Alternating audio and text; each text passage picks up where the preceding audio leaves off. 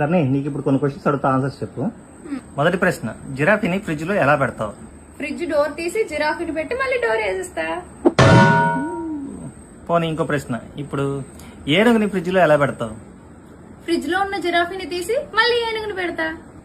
తెలివైన దానివే. ఇప్పుడు ఇంకో ప్రశ్న, ఒక హెలికాప్టర్ లో 100 ఇటుక బెడ్డలు తీసుకెళ్తా ఉన్నారు. ఎదురుగా ఒక పక్షి వచ్చిందని చెప్పేసి ఒక ఇటుక బెడ్డని విసిరారనమాట.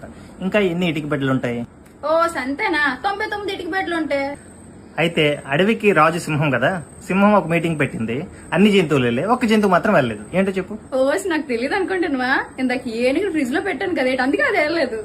భలే తెలుగు చెప్తున్నా కానీ ఇంతలోనే ఒకటి నాలంటాడు ఆ అడవిలో నుంచి వెళ్తూ ఒక నదిని దాటడానికి ట్రై చేశాడు. ఆ నది ముందు బోర్డు ఏముందంటే ఈ నదిలో మొసలు ఉన్నాయి జాగ్రత్త అని చెప్పేసి.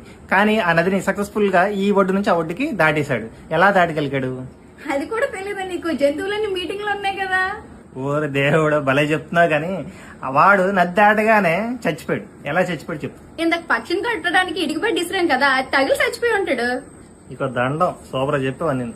మీరు కూడా ఈ క్వశ్చన్స్ అనేవి మీ తెంగర్ పిల్లలకి కానీ మీ పిల్లలకు కానీ అడిగేసి